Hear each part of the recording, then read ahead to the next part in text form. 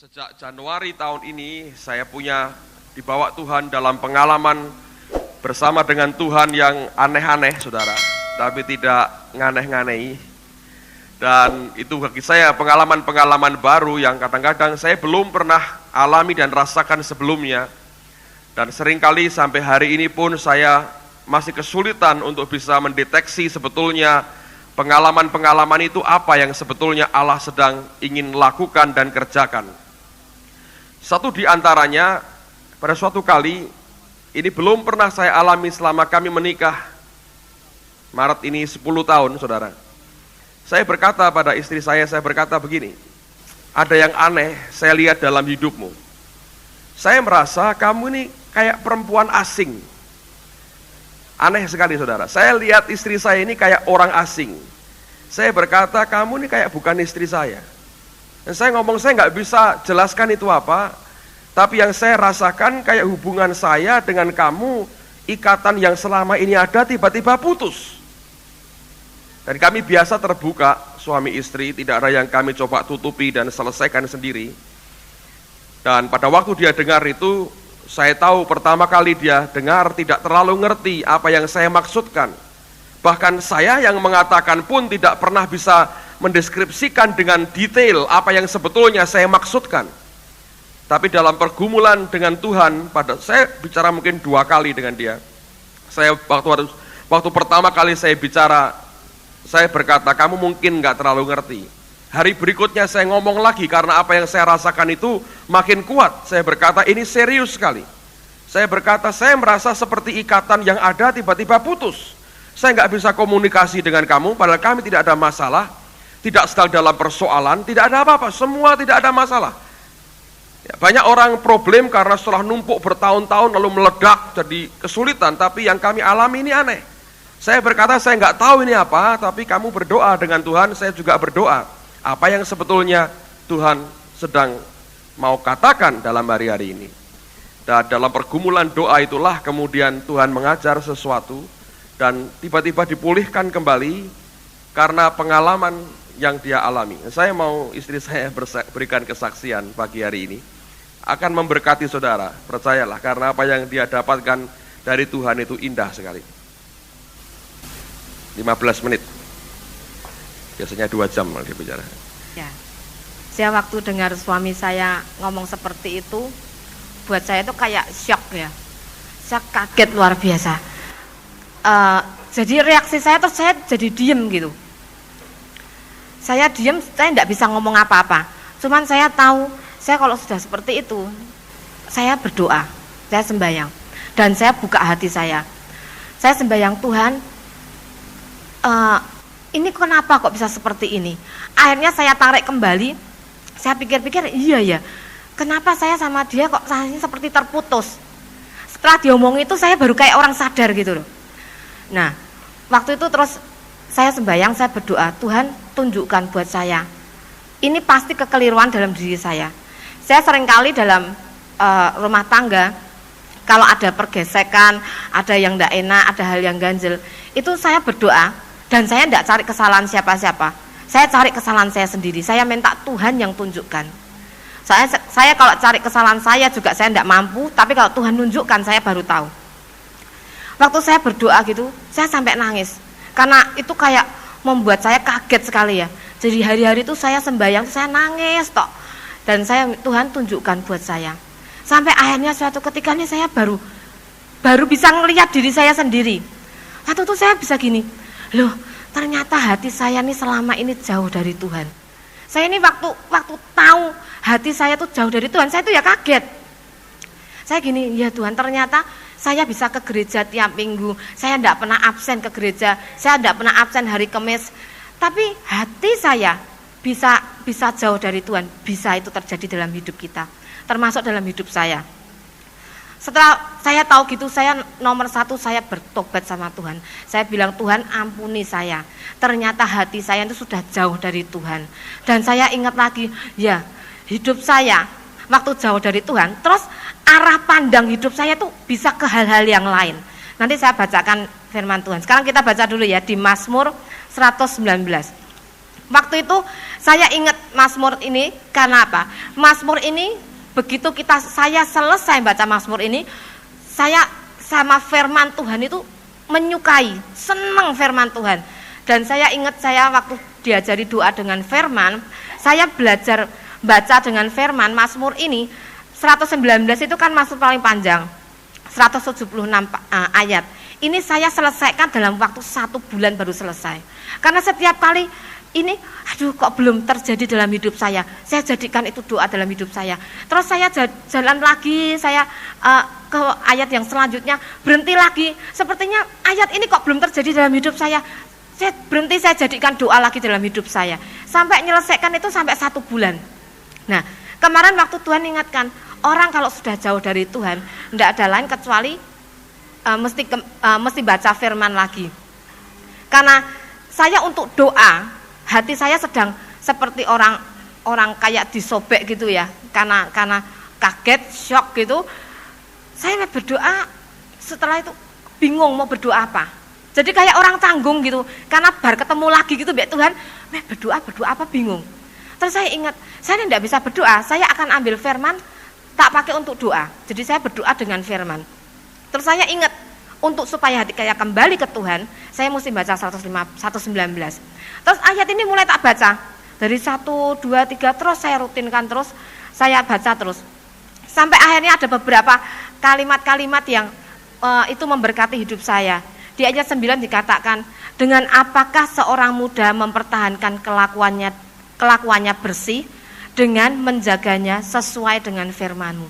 Saya berhenti di ayat ini, Tuhan, buat supaya aku tuh jadi orang yang bersih di hadapan-Mu. Aku harus menjaga sesuai dengan firman-Mu. Tolong aku Tuhan. Sudah itu saya doa lagi. Di ayat 18 saya berhenti lagi. Singkapkan mataku Tuhan, supaya aku memandang keajaiban Taurat-Mu. Betul hari-hari sebelumnya saya baca Alkitab, tapi keajaiban Tuhan itu tidak kelihatan dari firman Tuhan. Tidak ada sesuatu yang spesial, baca ya biasa baca, tapi tidak ada sesuatu yang spesial yang muncul di hadapan saya. Saya berdoa, singkapkan Tuhan, supaya mataku tuh bisa ngelihat keajaiban Taurat-Mu. Saya berdoa, saya teriak, saya nangis sama Tuhan, minta supaya ini terjadi dalam hidup saya kembali. Terus sudah, saya teruskan lagi, sampai ayat 25, dari 25 sampai 37 saya baca. Saya baca ini, saya cuma bisa nangis tok dengan Tuhan. Karena saya ngerti hidup saya berada di tempat ini pada waktu itu. Saya katakan gini, jiwaku melekat kepada debu. Di Alkitab saya ada urat-uratan, saya tulis orang yang sedang di bawah. Orang yang sedang di bawah itu melekat kepada debu, melekat kepada dunia. Hidupkanlah aku sesuai dengan firman-Mu. Nah itu seperti kayak jeritan dalam hidup saya ya. Terus saya katakan, jalan-jalan hidupku telah aku ceritakan dan Engkau menjawab aku. Saya tahu bahwa masalah saya bukan dengan suami saya, masalah saya karena hati saya jauh dari Tuhan. Terus saya baca terus ya, terus ayat 29, jauhkanlah jalan dusta daripadamu. Saya katakan, Tuhan, saya tidak pernah berdusta dengan hidup saya. Apa yang saya alami, apa yang saya pikirkan, apa yang saya rasakan, kalau itu iblis mulai ngincar mau masuk dalam hidup saya datang ke suami saya. Saya tahu dia imam dalam keluarga saya tahu saya datang kepada siapa. Saya tidak pernah ada dusta dalam hidup saya.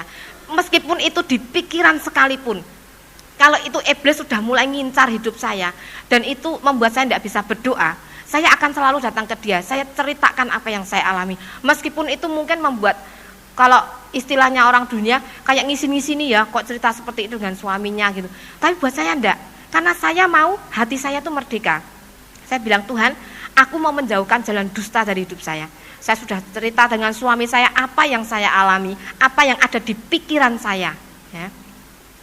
Dan terus katakan gini, dan karuniakanlah aku Taurat-Mu. Saya cuma minta, Tuhan, karuniakan Taurat-Mu, berikan aku tuh firman-Mu. Terus ayat 32 dikatakan gini, aku akan mengikuti petunjuk-petunjuk-Mu sebab Engkau melapangkan hatiku.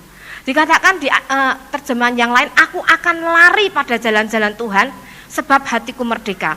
Waktu itu saya seperti ngeklaim ayat ini, Tuhan, yang ganjel di hati saya, yang ada masuk iblis yang masuk lewat pikiran saya sudah ceritakan semua kepada suami saya. Saya sudah merdeka, saya sudah tidak ada apapun dalam hidup saya, di hati saya yang menghalangi saya. Saya sekarang ini mau lari Tuhan. Saya tidak mau cuma jalan, saya mau lari. Saya klaim ayat ini, sebab saya tahu hati saya sudah merdeka. Dan terus dikatakan ayat yang ke-34. Buatlah aku mengerti, maka aku akan memegang Taurat-Mu. Aku hendak memeliharanya dengan segenap hatiku.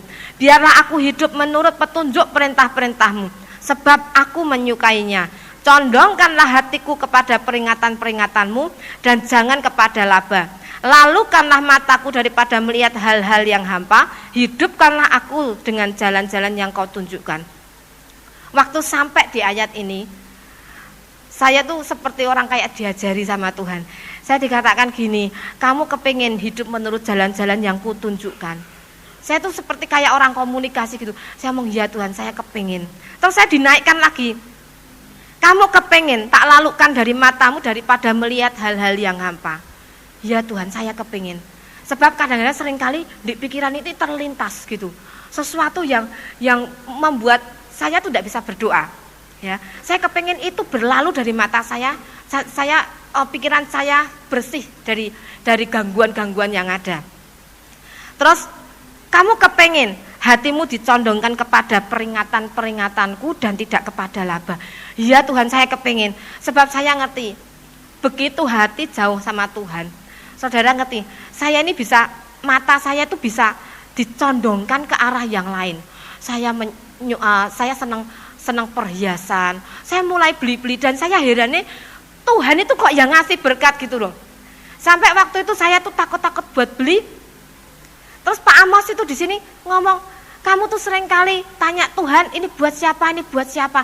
Yang kali ini buat kamu sendiri. Saya tuh sampai kaget ya Tuhan. Oh, aku kepengen tuku saya wedi. Kok akhirnya kok Tuhan tuh ngomong gitu loh. Dan saya itu kayak orang dimanja gitu. Kepengen ini dapat, kepengen itu dapat gitu.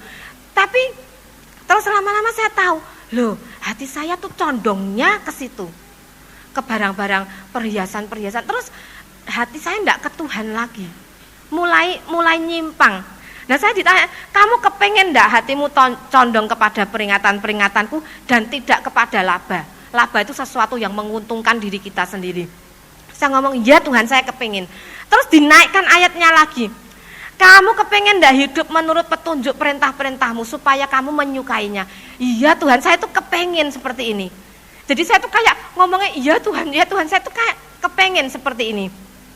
Terus naikkan lagi ayat yang sebelumnya, Tuhan ngomong gini, kuncinya di ayat 34. Dikatakan gini, buat aku mengerti Tuhan, maka aku akan memegang Taurat-Mu. Aku hendak memeliharanya dengan segenap hatimu. Segenap hati. Terus saya diajari Roh Kudus gini, kamu ndak ngerti, dari mana kamu bisa megang? Nek saya ndak ngerti ini minum, saya ndak ngerti ini ada barang, dari mana saya bisa memegang? Saya ndak mungkin bisa memegang. Ya. Nah, firman Tuhan, perintah-perintah Tuhan itu segini banyaknya. Alkitab ini luar biasa, banyak sekali. Nek firman itu ndak dimunculkan, ya. Firman yang tertulis ini tidak dimunculkan jadi rema. Mana kita bisa tahu ini rema buat saya atau ini bukan? Begitu saya tahu ini firman dimunculkan, firman itu jadi rema dalam hidup saya. Saya tahu, oh ini rema, tak pegang dalam hidup saya, tak simpan dalam hati saya. Saya menyimpannya dengan segenap hati, itu dalam arti kata saya tak simpan dalam hati firman yang jadi rema itu tadi. Kalau saya bisa memegang firman ini dengan segenap hati, di dalam hati saya akan bisa seperti yang Tuhan katakan, kamu bisa hidup menurut perintah-perintah-Mu dan kamu akan menyukai firman, kamu akan bisa menyondongkan hatimu kepada perintah-perintah dan tidak kepada laba. Kamu akan bisa melalukan dari hidupmu daripada melihat hal-hal yang hampa, hal-hal yang sia-sia, yang tidak berguna buat kerajaan surga. Pada waktu saya dapat seperti ini, saya ini luar biasa, hati saya sukacita. Saya bilang terima kasih Tuhan. Rupanya pertobatan saya itu mengakibatkan Tuhan mau bicara lagi dengan saya. Saya bersukacita karena di sini saya belajar. Setiap kali ada kekeliruan dalam hidup saya datang ke orang yang bersangkutan, ya, orang yang bimbing saya, istilahnya tanda petik, yang bimbing saya suami saya datang ke dia, saya ceritakan. Setelah itu saya sembahyang sama Tuhan, saya bertobat, saya minta ampun sama Tuhan. Karena apa? Ditunjukkan selama ini bukan masalah problem kamu dengan suamimu, tapi problemnya karena jiwa kita, hati kita jauh dari Tuhan. Itu problemnya.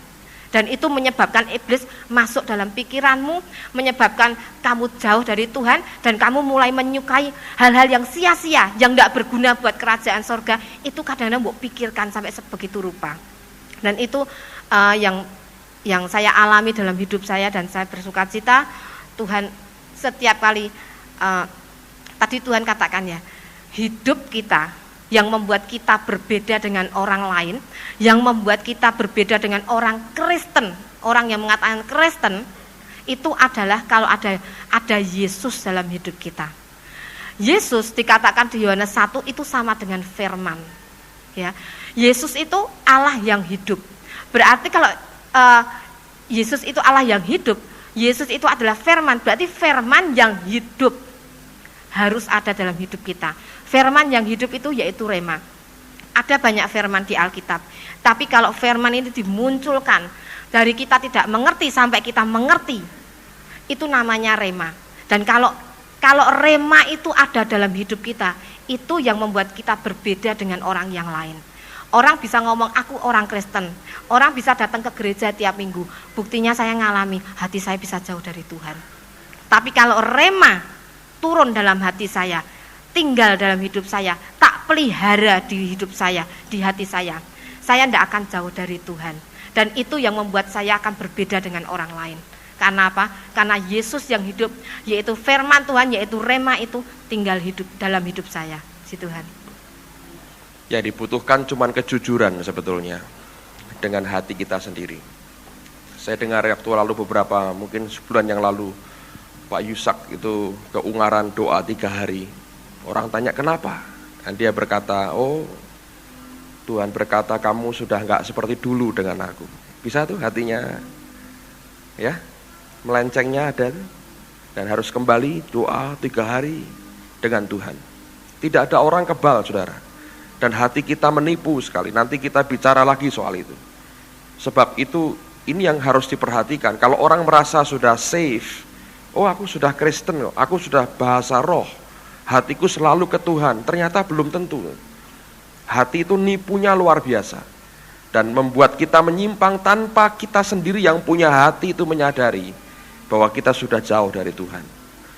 Dibutuhkan orang lain sebetulnya untuk bisa mengerti kondisi kita. Jadi orang Kristen yang mau safe, mau aman, Anda harus terbuka dengan teguran orang lain. Mungkin orang itu tidak menemukan evidence, bukti apapun, karena hati jauh dari Tuhan, siapa yang bisa membuktikan? Ya, kalau orang berkata kamu hatimu jauh dari Tuhan, mana buktinya?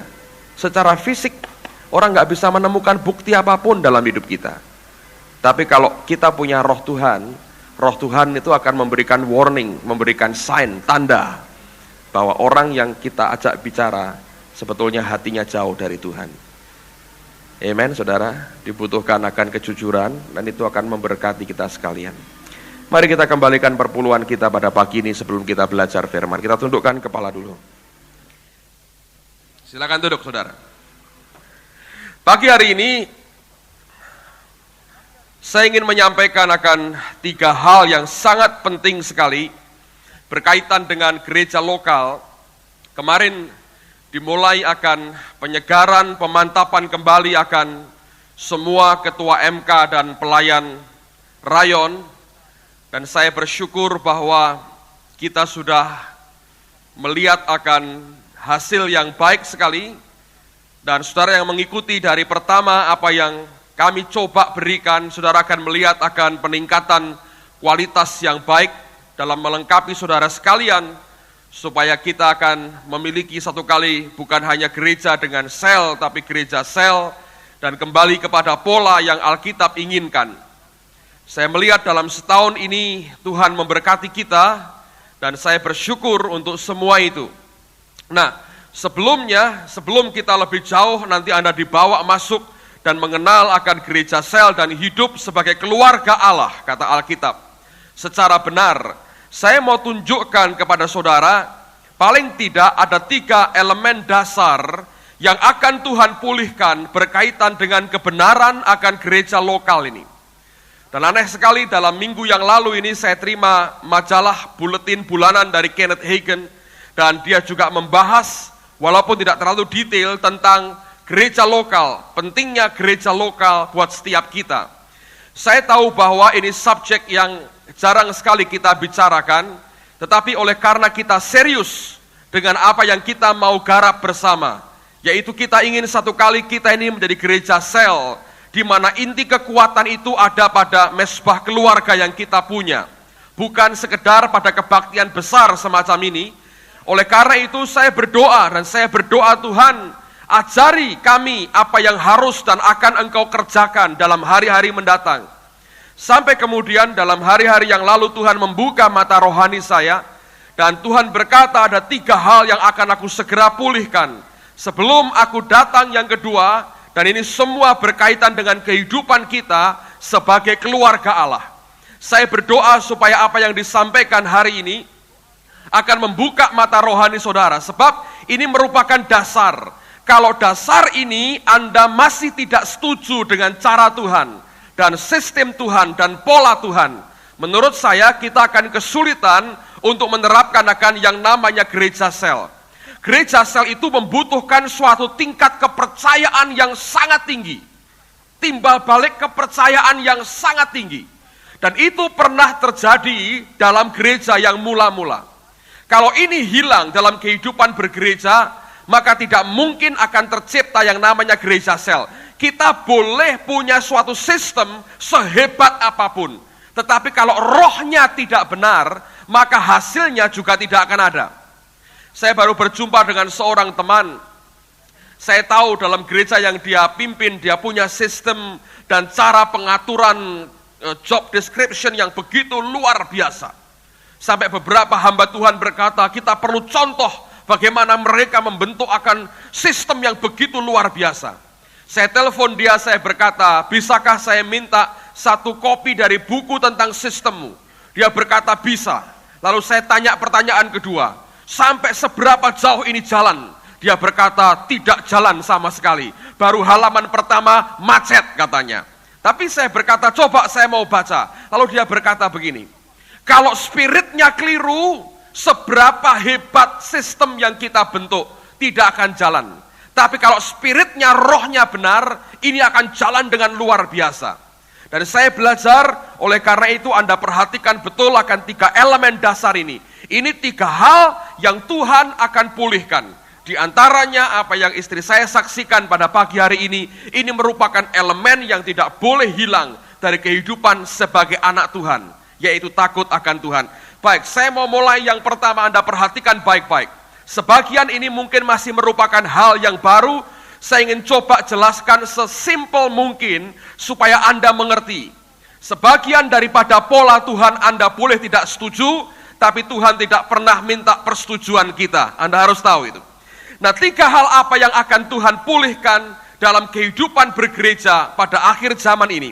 Saya percaya bahwa gereja merupakan embrio daripada kerajaan Allah yang akan dia tegakkan di muka bumi ini, di mana anak-anaknya akan memerintah bersama dengan dia. Tidak ada embrio lain kecuali gereja yang dibentuk oleh Allah sendiri, yang akan merupakan suatu cikal bakal daripada kerajaan surga. Karena Alkitab berkata kelak kita akan memerintah bersama dengan dia. Dan oleh karena itu hal pertama, saya percaya ini yang Tuhan nyatakan, yang akan dipulihkan Tuhan dan sedang memasuki masa pemulihan adalah yang namanya pemerintahan gereja atau church government. Nah, saudara sekalian, saya mau ajak Anda melihat secara garis besar, karena ini merupakan hal yang tidak mudah untuk dilakukan. Apalagi kita orang-orang timur, seringkali ini bukan merupakan hal yang simple. Tapi saya mau katakan ini apa yang Alkitab ajarkan. Anda boleh bongkar Alkitabmu, Anda akan ketemu dengan pola ini. Nah, seperti apa bentuk pemerintahan gereja? Pagi ini saya mau jelaskan kepada Anda apa bedanya yang namanya teokrasi, pemerintahan oleh Theos, oleh Allah sendiri, dan yang namanya demokrasi, pemerintahan oleh rakyat. Nah, mari kita lihat akan dua dasar yang berbeda, dan di mana banyak gereja hari ini mencampurkan keduanya. Dan begitu kedua aspek ini dicampurkan, yang Anda lihat adalah kekacauan dan tidak ada yang lain. Nah, dengarkan baik-baik, dari mana sebetulnya gereja dimulai? Gereja dimulai oleh Tuhan sendiri, dan setiap gereja lokal dimulai oleh Allah sendiri, bukan oleh manusia, tetapi Tuhan akan berurusan dengan orang atau pribadi yang Dia pilih. Itu merupakan hal yang kita harus mengerti. Gereja Perjanjian Baru dimulai oleh Tuhan sendiri, dan Tuhan bergerak bersama dengan para rasulnya. Itu hal yang tidak bisa dipungkiri. Para rasul tidak muncul setelah jemaat sekian ribu berkumpul, lalu mereka menentukan siapa rasulnya. Tapi jemaat itu ada oleh karena para rasul memberikan hidupnya bagi Allah. Mereka mulai memberitakan kebenaran, Yesus ditinggikan, lalu Dia menarik semua orang datang kepadanya. Itu yang Alkitab katakan. Nah, ini merupakan pola yang kita harus mengerti. Nanti saya akan bandingkan bedanya apa dengan demokrasi. Nah, sekarang lihat 1 Korintus pasal yang keempat. Ini merupakan dasar pertama. Lihat mulai ayat yang ke-9.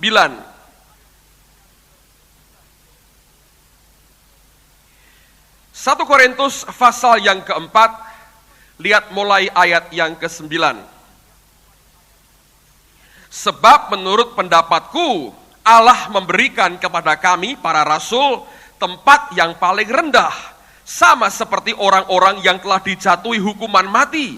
Sebab kami telah menjadi tontonan bagi dunia, bagi malaikat-malaikat dan bagi manusia. Ini bicara soal kenyataan pelayanan, dicemooh, dihina orang, disiksa, dianiaya, dan itu yang Dia alami.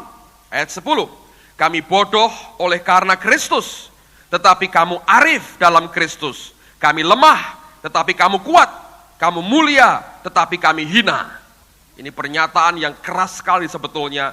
Dia beritakan kepada jemaat yang Dia rintis sendiri. Ayat 11. Sampai pada saat ini kami lapar, haus, telanjang, dipukul, dan hidup mengembara. Kami melakukan pekerjaan tangan yang berat. Kalau kami dimaki, kami memberkati. Kalau kami dianiaya, kami sabar. Kalau kami difitnah, kami tetap menjawab dengan ramah. Kami telah menjadi sama dengan sampah dunia, sama dengan kotoran dari segala sesuatu, sampai pada saat ini. Ayat 14. Hal ini kutuliskan bukan untuk memalukan kamu, tetapi untuk menegur kamu sebagai anak-anakku yang kukasihi. 15, Anda perhatikan, ini ayat luar biasa. Sebab sekalipun kamu mempunyai beribu-ribu pendidik dalam Kristus, kamu tidak mempunyai banyak bapa. Karena akulah yang dalam Kristus Yesus telah menjadi bapamu oleh Injil yang kuberitakan kepadamu. Nah, lihat bagaimana gereja di Korintus dimulai. Bukan oleh karena mereka yang mengundang Paulus, tapi Allah yang memulai bersama dengan Paulus. Itulah sebabnya dia berkata, setelah berjalan memang betul, kamu punya beribu-ribu pendidik. Hari ini kita bisa punya puluhan ribu pendidik. Anda bisa baca buku, dengarkan kasetnya, Anda bisa nikmati ribuan pengajar. Luar biasa. Paulus berkata, tetapi engkau hanya punya satu Bapa di dalam Kristus. Dan dia berkata, akulah yang dalam Kristus adalah Bapamu. Oleh karena apa? Oleh karena Injil yang aku beritakan. Gereja tidak dimulai dengan organisasi. Gereja dimulai oleh Tuhan sendiri, dan Dia memilih akan orang pilihannya untuk memulai akan jemaatnya. Nah, Paulus mulai dalam pelayanan, dia merintis beberapa tahun di Korintus, dan apa yang dia kerjakan? Perintisan yang dia buat, membuat dia harus bertanggung jawab, menumbuhkan akan jemaat yang dia mulai. Dan di mana-mana, kemanapun dia pergi, itu yang selalu dia kerjakan. Dia membangun akan jemaat begitu rupa, sampai satu kali dia melihat ada orang-orang yang Tuhan tunjuk menjadi para tua-tua dari gereja itu. Bersama dengan dia, lalu mereka inilah yang mengatur pemerintahan gereja. Paulusnya bisa tinggal beberapa saat di situ, tapi ketika panggilan rasulinya mulai jalan, dia tinggalkan jemaat lokal itu dan dia serahkan kepada tua-tua yang dia tetapkan sendiri. Nah, sekarang mari kita lihat 1 Timotius pasal yang ketiga. Ayat yang pertama mulai. Anda lihat ini. 1 Timotius pasal 3 mulai ayat yang pertama. Benarlah perkataan ini. Orang yang menghendaki jabatan penilik jemaat menginginkan pekerjaan yang indah. Karena itu penilik jemaat haruslah seorang yang tak bercacat. Ini bicara tentang tua-tua, saudara. Suami dari satu istri, dapat menahan diri, bijaksana, sopan, suka memberi tumpangan, cakap mengajar orang, bukan peminum, bukan pemarah, melainkan peramah, pendamai, bukan hamba uang, seorang kepala keluarga yang baik, disegani dan dihormati oleh anak-anaknya. Jikalau seorang tidak tahu mengepalai keluarganya sendiri, bagaimanakah ia dapat mengurus jemaat Allah? Janganlah ia seorang yang baru bertobat, agar jangan ia menjadi sombong dan kena hukuman iblis. Ini yang banyak terjadi. Orang baru bertobat diangkat-angkat, saudara. Akhirnya sombong, kena jerat iblis, hancur sendiri hidupnya. Ayat 7. Hendaklah ia juga mempunyai nama baik di luar jemaat, agar jangan ia digugat orang dan jatuh ke dalam jerat iblis. Ayat yang ke-8. Syarat-syarat bagi diaken. Demikian juga diaken-diaken haruslah orang terhormat, jangan bercabang lidah, jangan penggemar anggur, jangan serakah, melainkan orang yang memelihara rahasia iman dalam hati nurani yang suci. Mereka juga harus diuji dahulu, baru ditetapkan dalam pelayanan itu setelah ternyata mereka tak bercacat. Lihat kata ditetapkan, bukan dipilih, ditetapkan. Setelah diuji baru ditetapkan. Ayat berikutnya. Demikian pula istri-istri hendaklah orang terhormat, jangan penfitnah, hendaklah dapat menahan diri dan dapat dipercayai dalam segala hal. Diaken haruslah suami dari satu istri dan mengurus anak-anaknya dan keluarganya dengan baik, karena mereka yang melayani dengan baik beroleh kedudukan yang baik, sehingga dalam iman kepada Kristus Yesus mereka dapat bersaksi dengan leluasa. 14. Semuanya itu kutuliskan kepadamu, walaupun kuharap segera dapat mengunjungi kamu. Jadi jika aku terlambat, sudahlah engkau tahu bagaimana orang harus hidup sebagai keluarga Allah. Lihat, pengaturan para pemimpin ini ditetapkan begitu rupa oleh Paulus dan Timotius yang harus menetapkan karena dialah pemimpin tunggal pada waktu itu. Tapi Paulus melihat sudah waktunya jemaat itu punya para elders, punya para tua-tua dan diaken. Untuk itu dia berkata, cari orang-orang yang semacam ini, kamu tetapkan mereka. Anda mengerti itu? Nah, begitu penetapan terjadi, Paulus berkata, baru kamu bisa hidup. Bagaimana orang bisa hidup sebagai keluarga Allah? Itu prinsipnya. Tanpa prinsip ini diketahui, tidak mungkin kita bisa hidup sebagai keluarga Allah. Kita boleh punya sistem yang paling baik, dan kita mau itu. Tapi kalau spiritnya keliru, tidak kita ngerti aturan Tuhan, tidak mungkin kita bisa hidup bersama-sama sebagai keluarga Allah. Teruskan sedikit lagi. Ayat berikutnya. Yakni jemaat dari Allah yang hidup, tiang penopang dan dasar kebenaran. Ini merupakan hal yang kita semua harus mengerti. Lihat lagi sekarang Titus pasal yang pertama. Apa yang Paulus katakan kepada orang yang dia serai untuk menggembalakan jemaat di tempat itu. Titus pasal yang pertama.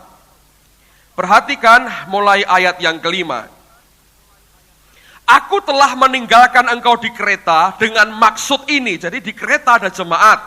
Ya, belum ada para pemimpinnya. Titus yang ditinggal Paulus di situ. Paulusnya pergi meneruskan pelayanannya. Titus yang gembalakan jemaat itu. Lalu kemudian ini yang terjadi. Aku telah meninggalkan engkau di Kreta dengan maksud ini. Supaya engkau mengatur apa yang masih perlu diatur. Dan supaya engkau menetapkan penatua-penatua di setiap kota seperti yang telah kupesankan kepadamu. Jadi tua-tua itu bukan dipilih oleh jemaat, tapi ditetapkan. Ini merupakan penetapan ilahi, bukan sesuatu yang berbau demokrasi. Nanti saya jelaskan demokrasi itu dasarnya dari mana. Paulus berkata pada Titus, kamu aku tinggal di Kreta supaya engkau menetapkan penatua-penatua di setiap kota. Itu penetapan, ditetapkan kamu orangnya. Tentu itu merupakan suatu organisasi ilahi yang tidak mungkin kita bisa judge, kita bisa nilai dengan cara pandang sebagai manusia duniawi. Ini yang kita harus mengerti. Makanya saya berkata tingkat kepercayaannya sangat tinggi, bahkan sempurna. Itu yang diminta. Kalau kita mau hidup sebagai keluarga Allah, kalau ini hilang, hilang semua yang kita elemen yang kita mau sampaikan, yang kita mau bangun akan musnah. Oke, lihat lagi. Alkitab berkata ayat yang ke-6. Yakni orang-orang yang tak bercacat, orang-orang yang mempunyai hanya satu istri, yang anak-anaknya hidup beriman, dan tidak dapat dituduh karena hidup tidak senonoh atau hidup tidak tertib. Sebab sebagai pengatur rumah Allah, seorang penilik jemaat harus tidak bercacat, tidak angkuh, bukan pemberang, bukan peminum, bukan pemarah, tidak serakah, melainkan suka memberi tumpangan, suka akan yang baik, bijaksana, adil, saleh, dapat menguasai diri, dan berpegang kepada perkataan yang benar, yang sesuai dengan ajaran yang sehat, supaya ia sanggup menasihati orang berdasarkan ajaran itu, dan sanggup meyakinkan penentang-penentangnya. Anda lihat itu. Nah, ini cara yang dibuat oleh gereja yang mula-mula, dan menurut saya ini cara yang alkitabiah. Allah mulai satu gereja dengan seseorang, dia yang harus bertanggung jawab membangun, menumbuhkan akan jemaat yang Allah percayakan. Lalu akan tiba waktunya, di mana setelah beberapa tahun terjadi, pertumbuhan akan kelihatan, lalu Tuhan akan berkata, ini kriterianya, dan ini orang-orangnya, lalu kemudian ditetapkan, inilah diaken, inilah tua-tua, inilah para pemimpin gereja itu. Rasulnya bisa tinggal, kalau dia punya jawatan gembala, dia bisa pergi, dan dia berkata, tugasku selesai, aku telah taruhkan dasar, ada pemimpinnya, sekarang gua pergi. Nah, itu yang sebetulnya Tuhan mau, sehingga dengarkan baik-baik, tanggung jawab para pemimpin itu pertama-tama adalah kepada Allah. Pemimpin tidak diwajibkan bertanggung jawab atas apa yang dia buat berdasarkan persetujuan daripada jemaat, karena munculnya gereja dimulai oleh Tuhan dan Rasulnya, lalu kemudian gereja itu muncul. Nah, apa bedanya dengan demokrasi? Nah, saya mau jelaskan, Anda mesti belajar sedikit secara Yunani.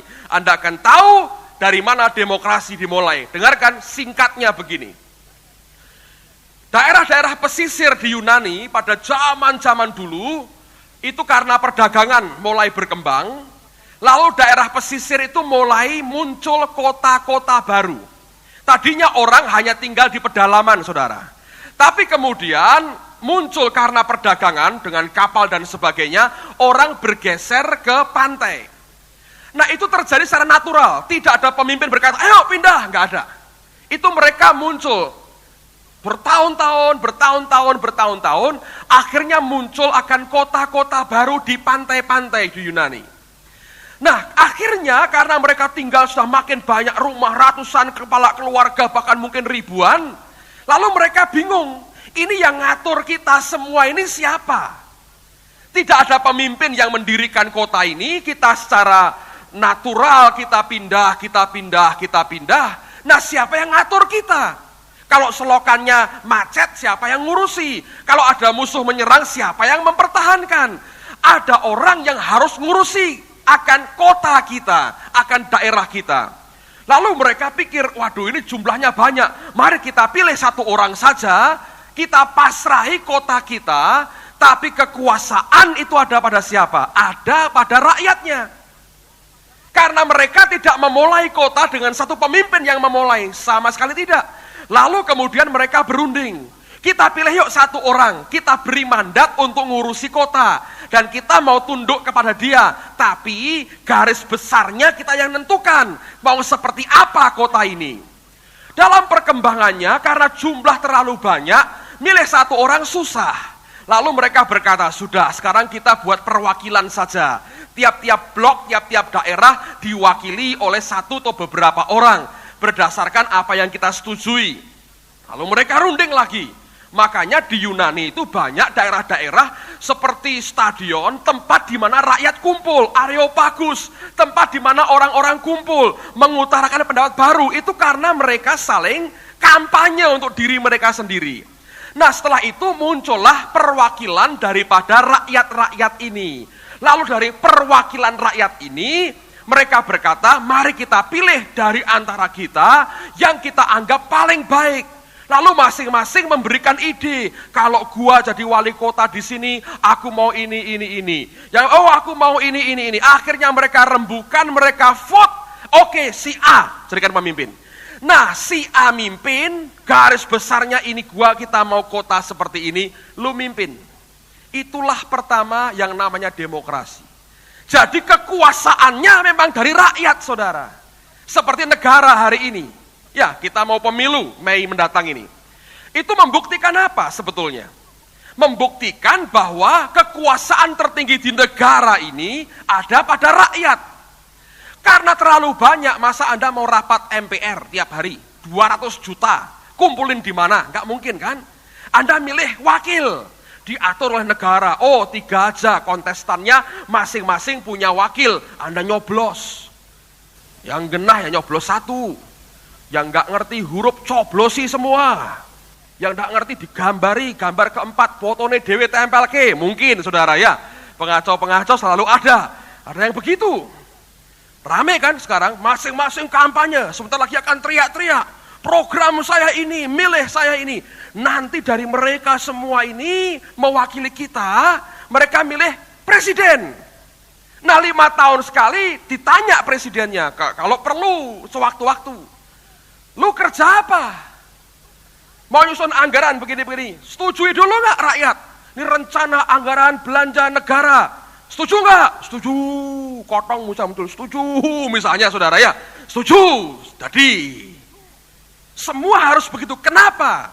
Karena otoritas tertinggi di negara ini diakui, di semua negara yang menganut demokrasi diakui, rakyat yang paling berkuasa. Nah sekarang gereja dalam pertumbuhannya nyampur. Kenapa?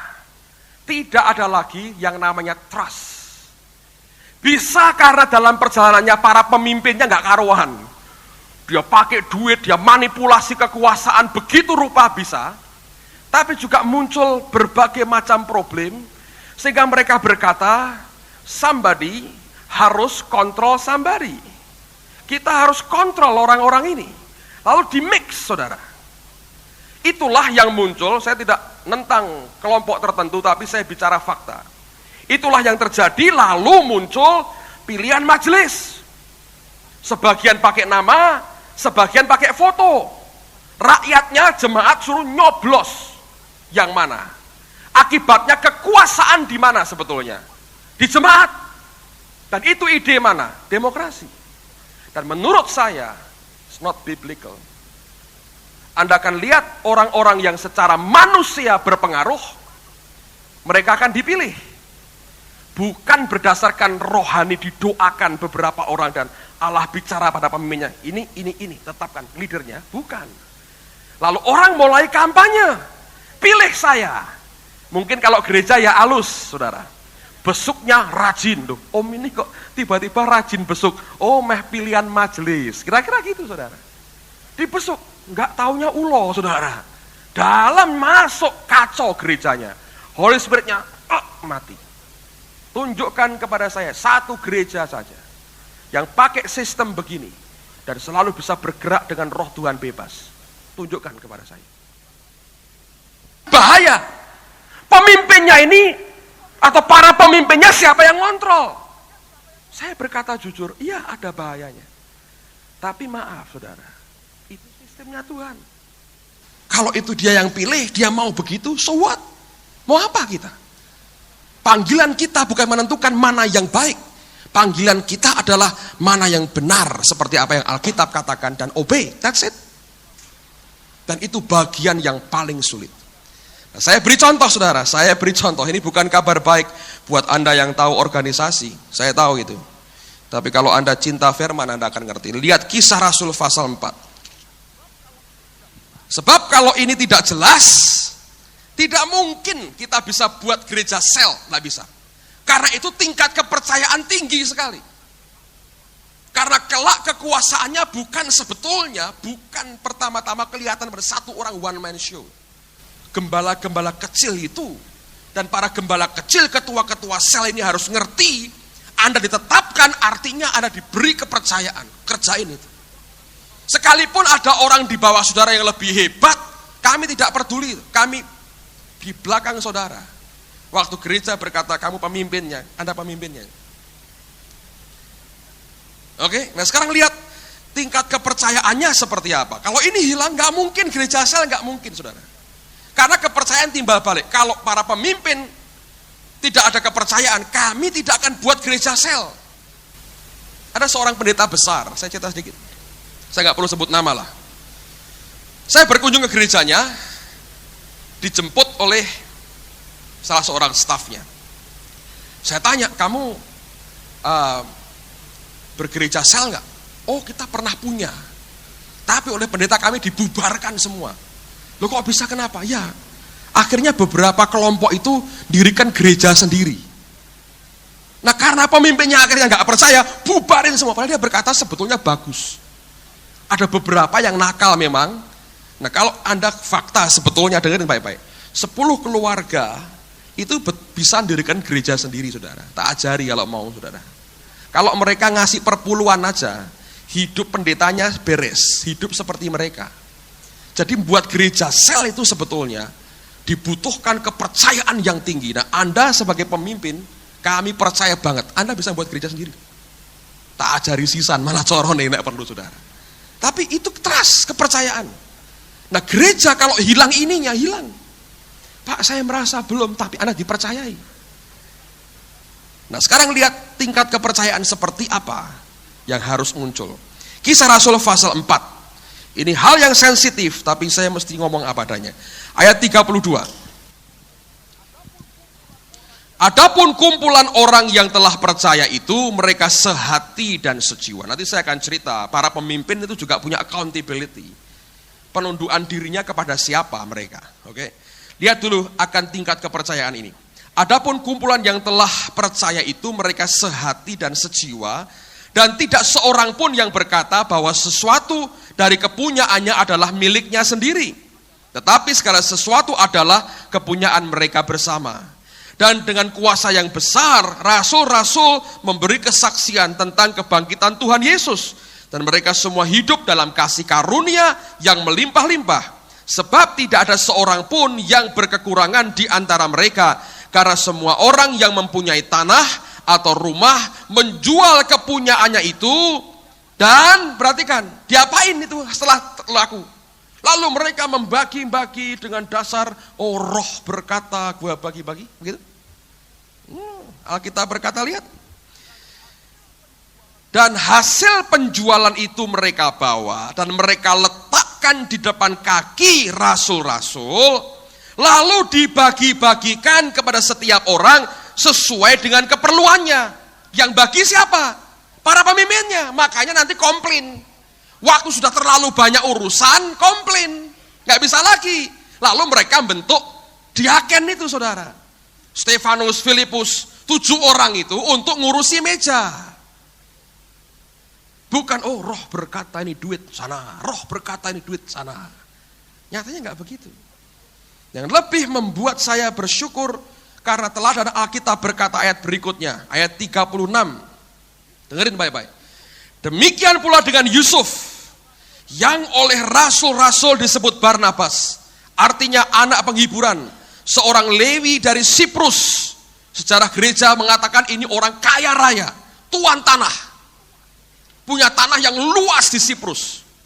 Kalau Anda ke Israel, Anda akan dengar cerita yang sama tentang Barnabas ini tuan tanah sebetulnya. Alkitab berkata apa? 37, ia menjual ladang miliknya, lalu membawa uangnya itu dan meletakkannya di depan kaki siapa? Rasul-rasul. Nah, Anda lihat, trust. Oleh karena dia percaya dan dia hidup seperti ini, Barnabas yang sama akhirnya jadi apa, saudara? Rasul. Lihat betapa hebatnya Alkitab ini. Kenapa cerita tentang Barnabas ditulis? Karena Tuhan mau berkata, orang dengan hati seperti ini, dia akan jadi orang pilihannya Allah. Barnabas ini yang ngangkat Paulus, Barnabas yang ngangkat Markus, saudara. Ini orang-orang besar sebetulnya. Pertama yang dikirim ke Antiokhia siapa? Barnabas. Yang berkata Paulus itu benar, siapa yang pertama melihat? Barnabas. Yang lain takut dengan Paulus, Barnabas berkata, gua bawa dia. Paulus tidak mau dengan Markus, dia berkata, gua bawa, gua layani. Sampai kita punya Injil Markus hari ini. Dari orang ini sebetulnya. Hatinya luar biasa. Nah, hari ini kenapa tidak banyak orang jadi rasul? Dengerin, problemnya begini, saudara. Saya ngomong bela-belaan. Di banyak gereja, sorry saya berkata terus terang. Begitu ada orang nyumbang banyak, gereja terbelalak matanya. Lalu didekati, diangkat, jadikan majelis, jebret, corone pimbuh. Kalau perlu pendetanya nyoblos, sa anaknya, sa pembantunya nyoblos dia pokoknya, supaya jadikan majelis. Seneng. Dua belah pihak senang. Si pendeta berkata, nah ini penyumbang tetap sekarang. Ya tahu? Kalau dulu cuma sekali-sekali, sekarang tak resmikan. Nah, perlu jadikan bendahara. Penyumbang tetap. Senang kan saudara? Pendetanya senang. Gitu ya. Lalu gerejanya jadi api. Senang. Ini duitnya banyak. Nah, orang ini senang nggak? Senang. Kenapa? Orang dasarnya, dengerin, semua kita, termasuk saya nih. Dasarnya begini, ini dasar manusia. Kalau saya memberi sesuatu, saya mau yakin yang saya beri ini nyampenya benar, diatur dengan benar. Betul nggak, saudara? Seperti orang ketika kecil dulu, ketika banjir, orang buat kapal-kapalan kertas, Anda taruhkan di air, dari jauh engkau ikuti. Ini nyampe kemana kapal gua? Oh, tenggelam di selokan sebelah. Oh, nyampe ke ujung gang saya. Anda pernah tahu itu? Nah, orang banyak yang tidak bisa punya hati seperti Barnabas. Ini tuan tanah, dia jual semua tanahnya. Alkitab tidak berkata dia beli kerasulannya. Dia taruh di depan kaki rasul. Dan cerita itu berakhir. Munculnya tiba-tiba sudah jadi rasul, saudara. Dengarkan baik-baik. Ini trust. Ini gereja, ini tubuh Tuhan. Nanti bagian ketiga saya mau jelaskan lebih gamblang lagi. Nah, sekarang para pemimpin ini accountability-nya, penundukan dirinya kepada siapa? Gereja punya 5 jawatan. Mungkin satu gereja lokal tidak komplit atau belum komplit, tapi dia punya accountability dengan orang-orang tertentu, sesama hamba Tuhan. Dan orang-orang ini yang biasa saling ngomongi satu dengan yang lain. Semua orang hamba Tuhan yang punya begitu safe, saudara. Kalau kita nutup diri, jadi orang yang tidak terjamah oleh orang lain, tidak punya orang-orang yang dia ajak komunikasi, konsultasi, minimal dia telepon, dia ajak bicara, dia tanya pendapatnya, bahaya. Saya tahu itu. Tapi itu merupakan bagian dari sistem Tuhan. Kalau Anda lihat, contoh misalnya, Petrus masuk rumah Kornelius. Jemaat gak ribut. Yang ribut Yerusalem. Petrusnya diundang ke Yerusalem sidang. Ini di tempat yang berbeda, tapi mereka punya accountability, saling penundukan diri satu dengan yang lain. Jadi dia harus jelaskan kenapa. Ketika ribut soal sunat, saudara, Paulus dengan Timotius ke Yerusalem dengan Barnabas. Dan mereka ribut juga dengan Titus juga. Mereka ke Yerusalem, mereka bilang, apakah harus sunat? Kalau Anda baca, di Yerusalem itu yang jadi gembalanya, pemimpinnya bukan Petrus akhirnya. Karena Petrusnya pergi, Yakobus yang keluar. Nah mereka rapat. Petrus ngajukan pendapat, Paulus ngomong, mereka tukar pikiran, keputusan terakhir pada Yakobus. Saya berpendapat begini, itu keputusannya. Dan itu yang dijalankan, saudara. Tentu dari antara mereka berdoa, memikirkan, bicara, lalu kemudian diputuskan. Dan tidak lagi berkata, jemaat yang ribuan dikumpulkan, setuju nggak? Nggak ada. Sebab ini bukan organisasi dunia. Saudara mesti ngerti, ini harus jadi dasar, basic buat kita. Paulus sendiri ketika dia jadi rasul, dia pelayanan, dia perlu recognition, pengakuan dari para pemimpin di Yerusalem. Galatia berkata, dia ke Yerusalem ketemu dengan Yakobus, dengan Yohanes, dengan Petrus, dia berkata, mereka ini soko guru jemaat. Untuk apa? Perlu recognition, pengakuan dari mereka. Akhirnya mereka jabat tangan Paulus, artinya kamu rasul. Diakui. Pasal berikutnya geger sama Petrus karena soal makan itu. Petrusnya pelin-pelan ditegur.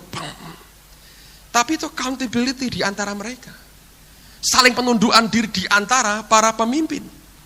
Dan setiap pemimpin seharusnya dia punya orang-orang yang bisa jewer dia, beritahu dia, nepuk punggungnya. Hati-hati. Anda tahu ini? Itu cara Tuhan. Dan jangan buat cara sendiri, saudara. Anda mengerti? Nanti pada bagian terakhir dari training yang MK ini, saya minta Pak Ardian akan jelasin cara kita ngatur gereja untuk para pemimpin, cara struktur duit masuknya, mana keluarnya, siapa yang ngeluarin, tanda tangannya siapa. Anda akan tahu semua. Di situ harus terbuka, semuanya terbuka. Tapi soal policy, kok gini. Itu urusan Tuhan dengan para pemimpin. Saya ngomong terus terang apa adanya. It's not a matter our own desire. Itu bukan masalah keinginan kita sendiri. Tapi harus pergumulan antara Allah dengan para pemimpin itu sendiri. Itu gereja, saudara.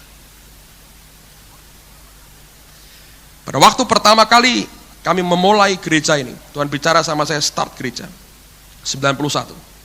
Saya buat kesalahan fatal banget. Apa yang saya buat, saudara? Takut-takut, belum hidup dalam roh, benar-benar saya maju mundur. Ada banyak tokoh-tokoh senior di sekitar saya. Akhirnya kompromi dah. Ini kalau nggak diangkat jadi tua-tua, nanti ribut. Tua-tua semua. Gereja mulai dengan berapa? 10 atau berapa? 11. 11 tua-tua. Kalau rapat jam-jaman, hasilnya 0. Ribut kok di sini. Tua-tua semua, tuwek-tuwek. Waduh, saya bilang, wah repot. 3 tahun, saudara. Menurut saya itu sengsaranya luar biasa. Anda keliru nerapin, Anda coba kompromi dengan, karena kamu takut dengan manusia, kompromikan itu habis. 3 tahun, itu cukup buat saya, 3 tahun cukup. Tuhan berkata, tidak bisa lagi. Akhirnya mereka sendiri yang berkata, wah enggak jalan ini, kita bubarin aja.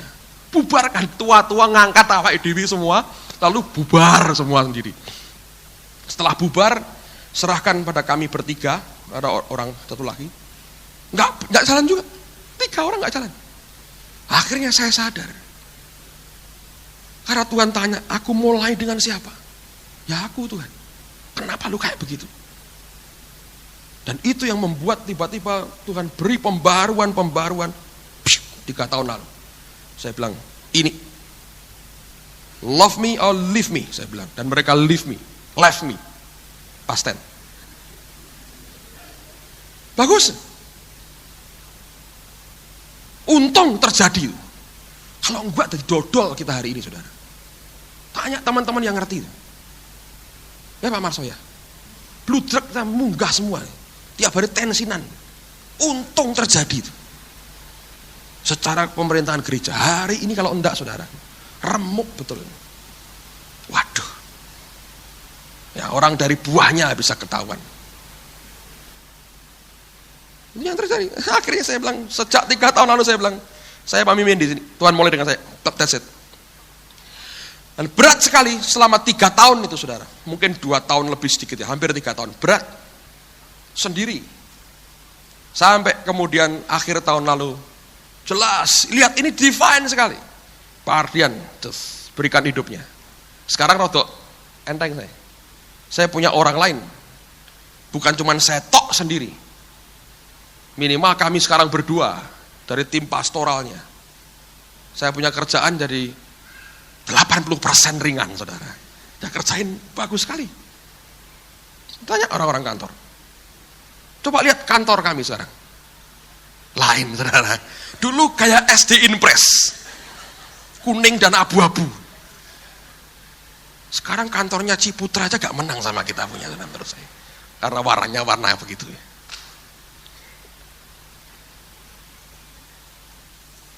Lihat training MK yang hari ini ada.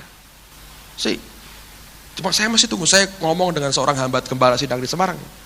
Saya bicara, Pak Ardian siap. Dan dia sharing dengan saya, Agung, kamu nunggu berapa tahun? Saya bilang, ya 3 tahun sejak kita 3 tahun lalu. Dia bilang, gua nunggu lebih dari 5 tahun untuk ada orang berikutnya yang bisa sama-sama dengan saya. Saya masih tunggu lagi. Pak Yosea saya masih tunggu, Pak. Ibunya harus, katanya ibunya, nanti sebentar lagi. Kita akan tahu. Kita akan tahu, saudara. Lah Pak, kalau sudah banyak, lalu Bapak, kalau Tuhan suruh pindah, saya pindah, saudara. Oh, Petrus Agung selesai di Injil Kerajaan. Pindah ke Norwegia, pindah gua. Walaupun itu tidak pernah jadi doa saya, dingin. Dan belum pernah ke sana. Pindah-pindah. Ini miliknya Tuhan. Saya selesai dengan pelayanan rasuli saya, pindah-pindah. Selesai, that's it. Saya udah tua-tua, jalan. Kalau harus pindah, ya saya akan kehilangan soto dan saya kehilangan gudeg dan itu kadang-kadang membuat. Tapi saya berkata itu basicnya begitu. Ini gereja ini bukan untuk nguripi pendetane dan keluargane dan anak beranak di sini, saudara. No way. Tapi kita mesti balik kepada apa yang Alkitab ini ajarkan. Persoalannya adalah percaya tidak. Kalau tidak, ya memang tidak mungkin terjadi hidup sebagai keluarga Allah bersama-sama. Anda bisa ngerti itu. Banyak gereja pendetanya di kontrak 3 tahun ya. Kerjaannya apa? Khotbah. Ya bagus juga kalau mau gitu, lebih enak mungkin. Gajinya lebih gede-gede itu, saudara. Fasilitas diberi, tanya Pak Marso yang menguliai saya dulu. Itu tanpa tanggung jawab. Ada apa-apa, majelis. Ada apa-apa, majelis. Santai aja sambil ngerokok. Tas. Tapi itu gembala bayaran, saudara. Dan tidak seperti yang Alkitab katakan. Amen. Masih 2 lagi. Sabar sedikit. Yang kedua, di samping pemerintahan gereja, yang kedua adalah saya percaya Tuhan akan memulihkan yang namanya takut akan Tuhan. Apa yang istri saya saksikan, saya berdoa memberkati saudara. Sekaligus mengingatkan bahwa kita tidak ada yang kebal dari hati yang menjauh kepada Allah. Dan kita perlu orang lain untuk mengingatkan, saudara. Tanpa orang itu ngerti bukti otentik nangkep basah Anda sedang apapun, apa yang terjadi pada rohmu sebetulnya orang sekitar akan tahu. Nah, lihat dulu akan Alkitab. Yeremia pasal 17.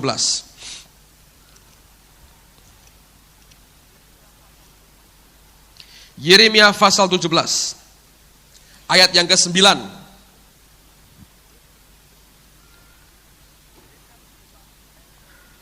Yeremia 17 ayat yang ke-9, Alkitab berkata begini. Betapa liciknya hati, lebih licik daripada segala sesuatu. Hatinya sudah membatu, siapa yang dapat mengetahuinya? Ayat 10, aku Tuhan yang menyelidiki hati, yang menguji batin, untuk memberi balasan kepada setiap orang setimpal dengan tingkah lakunya, setimpal dengan hasil perbuatannya. Nah, New American Standard Bible menerjemahkannya bagus sekali. Saya bacain buat saudara. The heart is more deceitful than all else. Hati itu lebih licik, nipu banget, lebih dari segala sesuatu yang lain. Bu Indri berkali-kali bacakan ayat ini. Tapi terjemahan yang satu ini berkata bukan membatu saudara. Tapi Alkitab berkata dan is desperately sick. Desperately itu banget, sick itu sakit. Artinya hati itu liciknya luar biasa dan sedang sakit keras. Who can understand it? Siapa yang bisa mengerti? Nggak ada. Tapi Allah kita berkata, aku Tuhan yang nguji hati.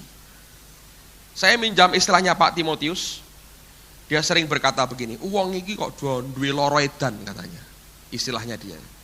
Tapi betul, dengerin baik-baik. Hati kita ini sakit. Semua kita.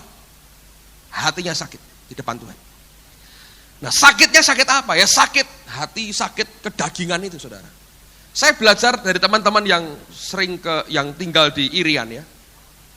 Mereka berkata, kalau mereka kena virus malaria dari nyamuk, ya, maka malaria itu ternyata tidak bisa diobati tuntas, nggak bisa. Obat itu hanya menekan, melemahkan akan virus malaria itu. Tapi nggak bisa nuntas obatinya, nggak bisa. Selama orang itu tubuhnya kuat, fit, makanya cukup, istirahat cukup, virus malaria itu nggak bisa tumbuh dan ngontrol dia. Begitu kita makan terganggu, istirahat terganggu, tubuh kita nggak fit, gemeter saudara, kambuh lagi, gigil, malarianya kambuh. Nah, hati kita itu harus diwaspadai terus seperti penyakit malaria. Sampai kita mati yang namanya kedagingan ini tidak bisa saudara, meninggalkan kita. Itu bagian dari nature kita. Makanya mikul salib itu setiap hari kata Tuhan Yesus. Dan hati kita ini begitu licik sampai yang ditipu siapa? Diri kita sendiri. Seringkali kita merasa sudah aman. Tapi lihat Alkitab tadi berkata, begitu hatimu condong kepada yang sia-sia, sebetulnya hati kita sudah tidak condong kepada Allah. Coba buka Mazmur 19. Saya percaya takut akan Tuhan, kekudusan, semua ini akan dimulai ketika Dia membongkar akan hati kita. Mazmur 19 ayat yang ke-12 dan ayat yang ke-13, 14 bahkan. Saya bacakan dulu. Alkitab berkata, lagi pula hambamu diperingatkan oleh semuanya itu, dan orang yang berpegang padanya mendapat upah yang besar. Berpegang pada apa? Pada firman. 13. Siapakah yang dapat mengetahui kesesatan? Bebaskanlah aku dari apa yang tidak kusadari. Ya tadi, ditipu oleh hatinya sendiri. Lindungilah hambamu juga terhadap orang yang kurang ajar. Janganlah mereka menguasai aku, maka aku menjadi tak bercela dan bebas dari pelanggaran besar. Dalam terjemahan yang lain, ayat yang ke-13 dikatakan, who can discern his errors? Orang yang tahu komputer ngerti.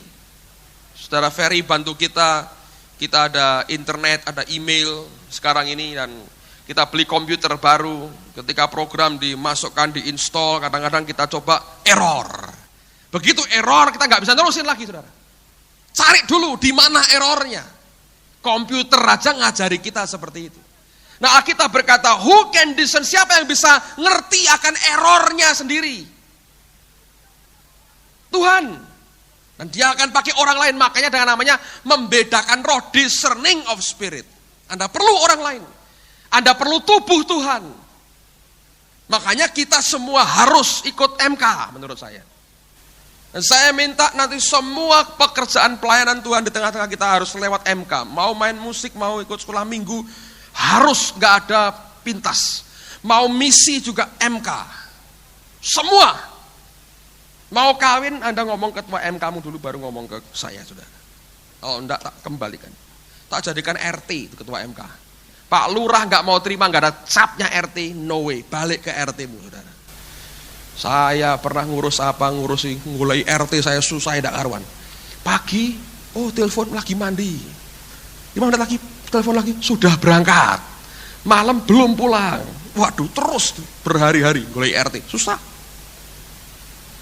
Tapi kalau kita mau MK kita jalan jadi gereja sel semua, saya nanti mau minta semua lewat MK. Anda mau kawin, mau pindah rumah, mau apa, happy birthday segala macam, MK. Nanti ketua MK-nya yang lapor ke gereja. Harus begitu. Enggak. Mau kawin MK mana? Saya mau semua itu. Kenapa? Kita nggak bisa hidup sendiri. Siapa yang bisa ngerti toh kesalahannya sendiri? Nggak ada. Tuhan. Dia berikan rohnya buat kita, untuk gereja, pada gereja.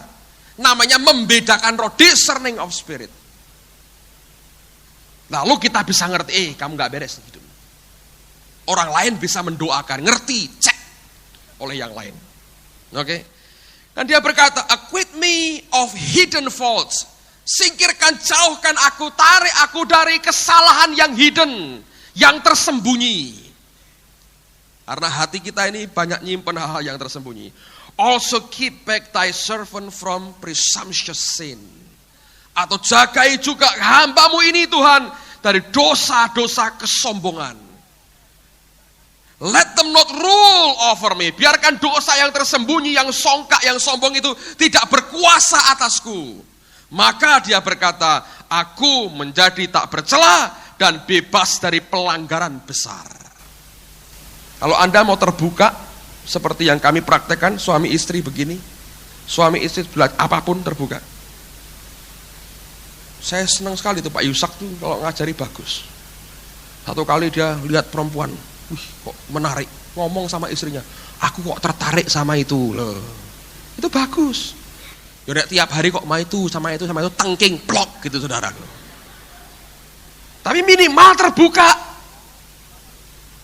Enggak tahu-tahu borok di dalam jeblok loh. Wis dia anak 5 BUKI. Repot saudara. Gereja sama. Anda punya kelompok, Anda punya sel, mesbah keluarga, Anda bisa ngomong sama mereka. Ini problem. Nah ingat Alkitab berkata kita mesti jaga rahasia iman dengan hati yang tulus. Anda perlu belajar nyimpen, nutup mulut. Tidak untuk yang nanti saya jelaskan apa yang Tuhan mau pulihkan yang ketiga. Tapi itu penting sekali buat kita. Anda perlu punya family. Punya orang-orang yang bisa mengasihi saudara. Sebab apa yang terjadi kalau hati orang jauh dari Tuhan? Ibrani pasal 12. Ibrani pasal 12.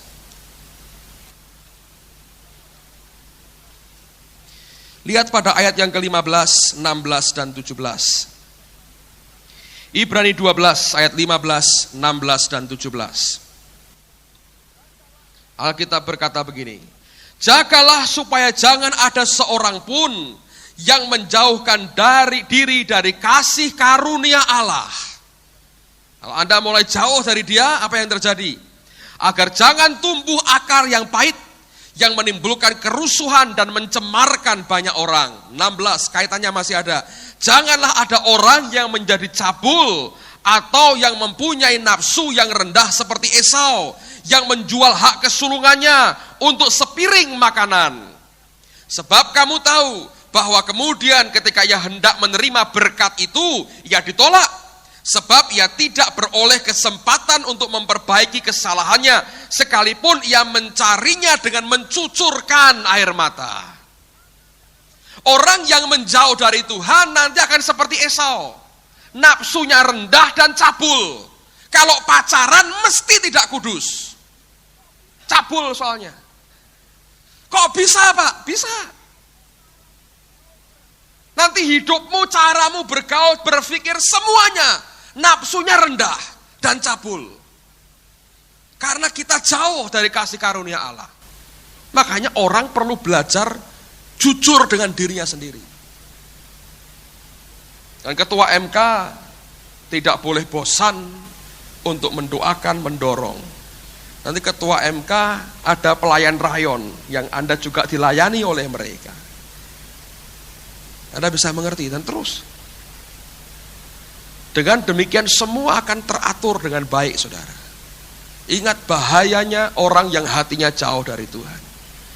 Apa yang istri saya sharingkan tadi, saya harap cukup memberi Anda pengertian. Tidak ada orang kebal. Kita harus terus kembali ke Tuhan, terus kembali ke Tuhan, terus kembali ke Tuhan. Karena dunia itu nariknya itu luar biasa. Yang ketiga, yang terakhir. Dia akan pulihkan, bukan hanya takut akan Tuhan dan kekudusan yang dia pulihkan. Dan saya berdoa dalam hari-hari minggu-minggu mendatang saya akan makin banyak bicara tentang ini. Tapi yang ketiga, dengarkan baik-baik, dia memulihkan akan kasih di antara kita. Coba buka Kisah Rasul pasal yang keempat. Penundukan diri kita satu dengan yang lain bukan oleh karena peraturan, tapi oleh karena kasih. Dan ini akan dipulihkan Tuhan. Kisah Rasul pasal 4. Saya sudah sampaikan dalam kebaktian Kemis yang lalu.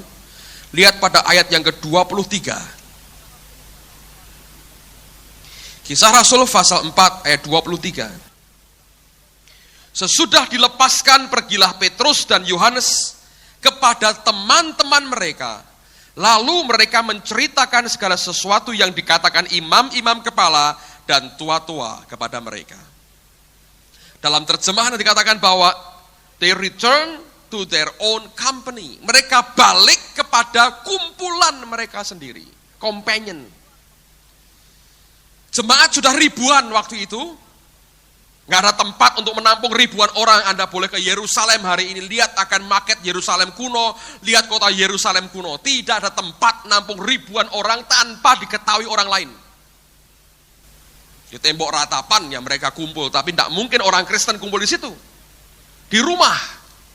Mereka punya companion sendiri, kumpulan sendiri, saudara. Ini yang harus ada. Nah, dulu mereka butuh ini, sekarang lebih-lebih, saudara. Makanya mesbah keluarga ini harus terjadi dan pasti akan terjadi. Makanya sekarang semua saya kembalikan ke mesbah keluarga. Kita minta semua lewat mesbah keluarga. Itu yang saya mau. Dan semua kita mau. Mereka kembali kepada companion mereka. Untuk apa? Cerita. Apa yang mereka alami. Didukung, didoakan. Roh Allah kerja. Mereka mengalami goncangan Tuhan yang hebat sekali. Itu yang terjadi. Dan lihat kasih itu dipulihkan. Dengarin baik-baik. Dengan sekian banyak orang saja. Gak usah ditambah yang sore, saudara. Saudara gak saling kenal kok. Saya bolak-balik diloroi orang di jalan. Mereka ketawa mandoi. Saya model, ya. Saya tanya, sopo kui? Saya gak tahu, saudara. Maaf, saya harus berkata jujur. Anda hilang di tengah orang banyak. Tapi kalau Anda punya kumpulan sendiri, companion sendiri, kepercayaan diberikan kepada saudara dan para pemimpin, itu merupakan satu kumpulan, bukan geng-gengan, saudara ya. Lalu diproteksi kesalahan, ditutup-tutupi tanpa dicoba diselesaikan. Tapi kalau Anda punya keluarga, hidup sebagai keluarga Allah. Tentu untuk sampai kepada yang ideal, kita akan terus belajar. Tapi minimal hari ini Anda punya orang lain, teman-teman sekitar yang tahu bisa Anda ceritakan keluh kesahmu. Dan mereka mendoakan saudara, mereka mengangkat hidup kita. Mereka membangkitkan lagi roh kita oleh karena doa-doa mereka. Ini basic, saudara. Nah, lihat sekarang apa yang perlu dan akan terjadi. Saya mau tunjukkan satu hal lagi. Ini yang Allah bicara jelas kepada saya. Efesus pasal yang ke-6. Buka tentang perlengkapan senjata rohani. Lihat ayat 13. Pak, kasih kok melompat peperangan rohani. Enggak melompat, saudara. Saya mau tunjukkan sesuatu. Efesus 6, 13. Sebab itu ambillah seluruh perlengkapan senjata Allah, supaya kamu dapat mengadakan perlawanan pada hari yang jahat itu dan tak berdiri sesudah kamu menyelesaikan segala sesuatu. Jadi berdirilah tegap, berikat pinggangkan kebenaran. Jadi perintah pertama itu berdirilah tegap, saudara. Banyak orang mikirnya soal senjatanya terus. Kalau Samuel paling suka pedang roh, anak saya. Tapi perintah pertama berdirilah tegap. Karena dikasih senjata, berdirilah. Nggak bisa. Tegap. Ada tegap nggak? Enggak Pak, masih begini. Ini nggak apa, perang kok begini. Berdirilah tegap, itu perintah pertama. Anda tegap nggak hari ini? Enggak Pak, lagi berdosa, bertobat. Jujur dengan diri sendiri, saudara. Amen. Alkitab berkata, berikat pinggangkan kebenaran, berbaju sirahkan keadilan, breastplate. Breast itu dada, plate itu ya plate, saudara. Ya, berbaju sirahkan itu di dada, tutup dada, gitu ya. Keadilan, 15, kakimu berkasutkan kerelaan untuk memberitakan Injil damai sejahtera dalam segala keadaan. Pergunakanlah perisai iman, sebab dengan perisai itu kamu dapat memadamkan semua panah api dari si jahat, dan terimalah ketopong keselamatan dan pedang roh, yaitu firman Allah, dan seterusnya. Nah, dengan Bapak, kalau Anda teliti, semua perlengkapan senjata Allah ini untuk memproteksi bagian depan kita. Kalau Anda lihat tentara Roma, ini gambaran tentara Roma, lihat, namanya saja breastplate, tutup dada. Memang untuk nutup dada. Lalu ada perisai. Perisai kan nggak dipakai gini. Nggak tahu saudara ya. Perisai kan begini. Mana ada tentara perang begini. Tentara tengeng ya ini perang begini-begini. Tentara normal begini kan. Tutup dada. Lihat. Pedang. Masa pedangnya begini-begini? Nggak ada. Pedang diarahkan ke depan. Anda dipukul kepalanya, ada helmetnya, ketopongnya. Dipanah, ditombak, ada perisai. Anda mau ditusuk dari depan, tutup dada, breastplate namanya. Anda perhatiin baik-baik, punggungnya nggak ada proteksinya. Baca ya? Nggak ada backplate, nggak ada saudara.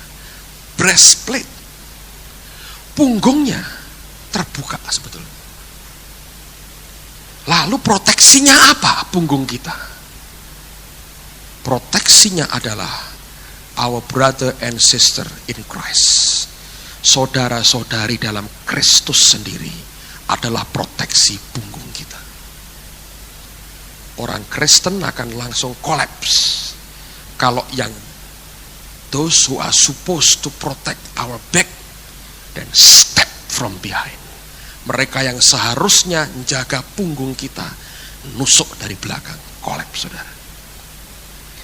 Dan Tuhan ngamuk dengan orang kayak begitu. Pengkhianat lu katanya. Saudara punya MK, Anda punya kelompok, Anda bergereja, saudara-saudaramu, suami istri, saudaramu sendiri yang diberi Tuhan untuk kita menjaga punggung kita. Yang depan iblis boleh datang, beres saudara. Yang belakang, yang jaga saudara-saudara seiman. Orang Kristen kolaps kalau yang jaga di belakang tusuk dari belakang. Dengerin, saya beri contoh satu, Yesus contohnya. 3,5 tahun saya pakai istilah persilatan malang melintang di Yerusalem dan sekitarnya. Nobody touch him. Nggak ada orang bisa jamah dia. Pontius Pilatus nggak berani. Kayafas ngomong tok. Herodes gemeter. Tidak ada satu orang pun bisa touch dia, seret dia, nggak bisa. Kapan dia bisa diseret, saudara?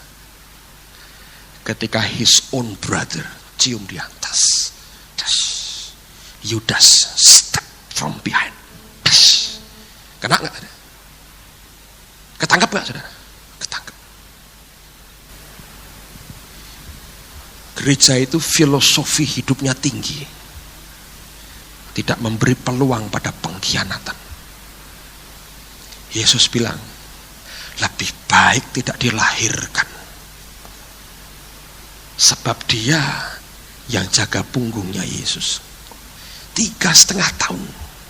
Tidak ada orang bisa jamah dia. Masuk bait Allah diobrak-abrik. Kayafas mik ngelus dodo, saudaraku. Bisa apa-apa. Tapi orang-orang ini ngerti. Yang terbuka itu punggungnya. Yang jaga punggungnya nusuk, kena dia. Tahu? Yesus diseret dan disalibkan. Ya, dia nebus dosa kita. Tapi bukankah Tuhan berkata, buat orang kayak Yudas lebih baik tidak dilahirkan. Anda ngerti itu? Ini nilai Kristen, saudara. Di RRC, gereja nggak bisa dimusnahkan.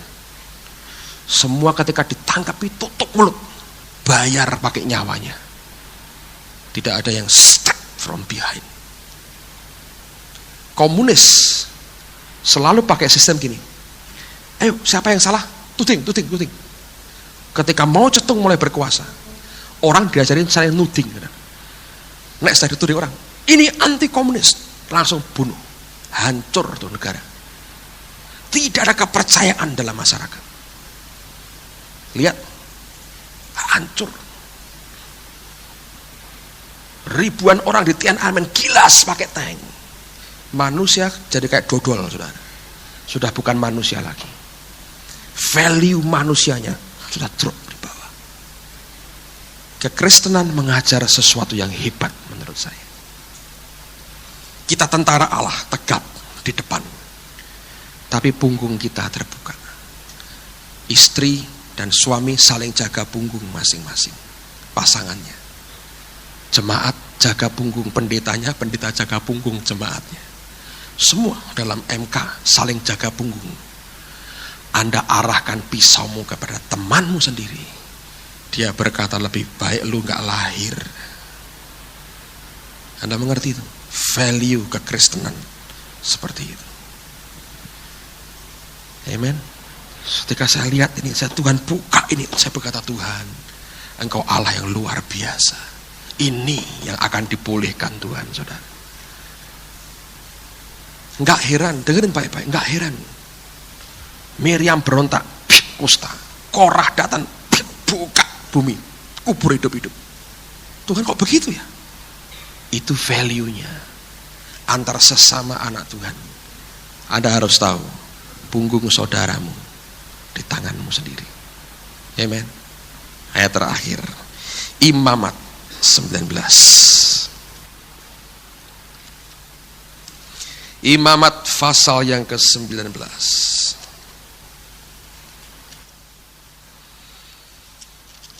Lihat ayat yang ke-16. Jangan nusuk punggung orang lain, saudara. Karena engkau yang harus proteksi itu sebetulnya. Imamat 19 ayat 16. Janganlah engkau pergi kian kemari menyebarkan fitnah di antara orang-orang sebangsamu. Janganlah engkau mengancam hidup sesamamu manusia. Akulah Tuhan. Janganlah engkau membenci saudaramu di dalam hatimu. Tetapi engkau harus berterus terang menegur orang sesamamu. Dan janganlah engkau mendatangkan dosa kepada dirimu karena dia. Janganlah engkau menuntut balas. Dan janganlah menaruh dendam terhadap orang-orang sebangsamu. Melainkan kasihilah sesamamu manusia seperti dirimu sendiri. Akulah Tuhan. Amen, saudara. Saya belajar, Anda mau tahu filosofinya orang Kristen. Ini filosofi ilahi.